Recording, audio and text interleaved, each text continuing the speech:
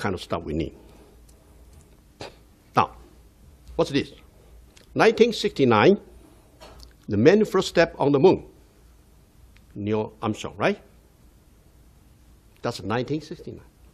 And remember, 1962, American president, Marilyn Monroe's boyfriend,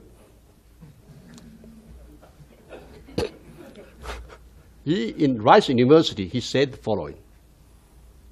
1962, he said, we choose to go to the moon in this decade, whatever. He said, we want to go to the moon. We're going to put the money in. And in one decade, we're going to be the moon. And that's 1962.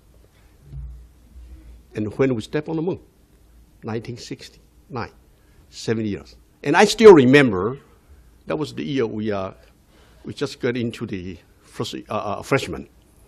And some of my high school classmates came from the countryside. And we also, because at that time, not everybody has TV. So I was lucky that we have a TV, so many of my friends would just gather in my house and look at it, step on the moon. Then he went back to home, and he was so excited to talk to his grandmother, say, wow, somebody going to the moon. And his grandmother told him, oh, stupid kid, come on, that's a movie. I'm sure many people heard that. Okay? Now, this moon speech, it's just a spirit, just a concept. And it's a will that somebody wanted to do something and committed to do something. And 3 years ago, MD Anderson's new president, Dr. Ron DePino, we launched a new program called Moonshot Program. So many people working on cancer joke to us, what are you guys doing moonshot on cancer? So we are not trying to shoot the moon. We are using the concept that, so he said, we choose to do the moonshot in this decade because the disease has devastated human life. Now we have accumulated so much knowledge and ready to execute the goal to make cancer history. And we say it, and we will deliver. And we can say that just because of the data which I showed you earlier. 30 years ago, you say this, bullshit. But now, we can say it. And so at the time when we shoot it, we inside institution, MD Anderson has 20,000 employees, cancer only. So we said, what disease that we cannot do everything at the same time. So we said, what disease we have expertise can do that. So Moonshot project that we initiated, and our goal is to significantly reduce mortality rate in several major cancer types. And we cannot say we're going to cure cancer. Cure is difficult to say, but we're going to reduce mortality rate. And after investigation, 3 years ago, we picked up 3 inaugurated programs. Out of this program, we feel we have those ability. One is breast cancer, ovarian cancer, together called Women Cancer Research Program. There are 2 different kinds of leukemia, lung, melanoma, and prostate cancer. And this is 6 Moonshot program is active ongoing now. We're doing the fundraising and so on. And each one of them all have 2 or 3 leaders. Usually we have clinician, either surgeon or oncology or basic science. And this women disease, breast and ovarian cancer program, the Moonshot program, there are 3 leaders at that time. Now we have 4 leaders. We added another breast medical oncology. And I'm one of them. And I'm the only Asian Pacific person to serve as a Moonshot leader. Hey, come on, give me a break. Yeah!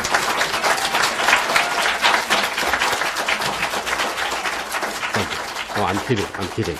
So we work on it, and we work very hard. And so some of my friends say, sometimes we joke, so what is a moonshot? Moonshot because at daytime we work on MD Anderson, and at the nighttime we're still working on moonshot. i.e. we have to work very hard. And just last year, we started to expand other disease. So we have another 6 disease as a pilot moonshot, and so we have 12 cancer type. And pay attention to it. Some of this disease, remember the CML, that is almost cured. So some of the disease, the mortality rate is going to be significantly reduced. And not only MD Anderson, many people is working on that. And I'm just showing because I know more about the MD Anderson, so I show the MD Anderson program for you. So let me add this here to share with you what is MD Anderson. MD Anderson Cancer Center, which ranking many times with the #1 and sometimes #2, but most of the time #1. If it's #1, #2 is not important. What's important is we are a small hospital. This is a hospital, and our budget is $4.4 billion revenue, US dollar, and 75%, 60% of our patient revenue, we are state-supported university, quote unquote, but our state university, state budget from state is only 4%. All the rest of the money come from our own revenue, or grant, or donation, and so on. And using this $4.4 billion per year, we try to get together, try to identify right disease site, try to put effort to make cancer history. We are not the only one. Then MD Anderson, why I particularly, MD Anderson was ranking #1 most of the time, and then we have almost 100,000 patients, and we have long-term history, and we have one thing, very proud, because we have 20,000 employees as a hospital, and cancer only. We don't deliver baby. We only see cancer. Our research, cancer only. 20,000 employees. And we have more than 1,000 clinical trials. We have more clinical trials than any other institution in this planet. And the clinical trial meaning what? Either industry-initiated clinical trial or our investigator-initiated clinical trial. Clinical trial doesn't mean that will become a drug, but all the future drugs all come from clinical trial. And there are some cancer patients in other hospitals, and then the hospital say, I am sorry, you go home to wait to die. And people sometimes still go to them because of the clinical trial. I'm not saying clinical trial is going to work, but clinical trial is clinical trial. Okay, so that's MD Anderson. And 1971, US, President Nixon declared a war to cancer. And at that time, he committed $1.6 billion 45 years ago. $1.456 billion is a lot of money. And I think at that time he may think, I put $1.6 billion in, cancer will cure in 3 years. He didn't say that, but he probably think of that. But after 45 years, we have not cured cancer yet. But at least, I can share with you, we are very optimistic, and we have hope. And of course, this has contribution, $1.6 billion in 1971. But today, overall cost of cancer, $200 billion. All these are US dollar, not world, okay? And this estimated cost for $200 billion, not all of them go to the medical bill. This $77 billion is direct medical cost, but the rest are indirect mortality costs. Okay, but $200 billion, that's a lot of money. If we can make a cancer history, we save $200 billion every year. And United States only have 300 million, right? Let's dispute that. Everybody, how much money you can get, right? But fortunately, unfortunately, today in U.S. National Cancer Institute budget, $5 billion. It's a lot of money. Total NIH is $29 billion. It's a lot of money. And NCI, National Cancer Institute, is one of NIH institutions, but it was separate because of the Cancer Act. But 1971 is $1.6 billion. And 2015 is 45 years later. How many times higher? Higher. 3 times higher. 缩水了. Right? Inflammation, right? Inflation, okay? So I'm not complaining. That's the way that budget. That's U.S. is not a rich country anymore, but at least they still have that. Obama is not here, so it's okay. But now, today, not yet approved yet. There's a new act. This new act is called CURE Act, Life-Saving and Life-Improving Therapy. It's going to $1.75 billion per year for 5 years for NIH. And this already approved by House, waiting for Senate. It may approve, it may not approve. I don't know yet. I wish it to approve. If they approve it, my life will be easier. It's easier to write a grant, okay?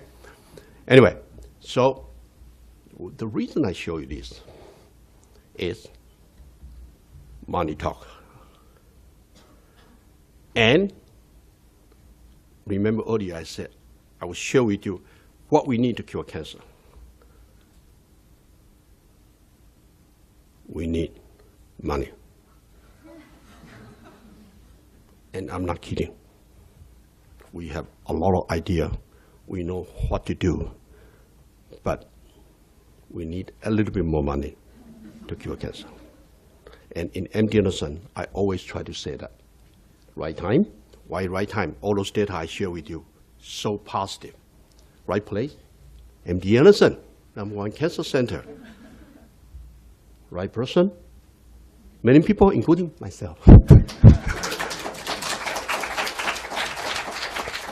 So it's time to make cancer history. I'm not complaining. NCI only have a $5 billion budget. That's what you have. You use that budget. Try your best. You use the money efficiently, and then use your brain to contribute to cancer research, and hopefully very soon you can benefit cancer patient. So how many people remember this one?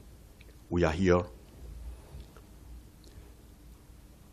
to dream impossible dream. Right? That's what we're doing. We are dreaming impossible dream and to make impossible possible. So I want to share with you, and I do appreciate all of you that listen to my, whatever that you want to call, nobody fall into sleep. At least I didn't see that. Usually if I see somebody fall into sleep when I give a talk, I will start to sing. But I sing at the end, meaning nobody fall into sleep, and thank you so much. And we are hoping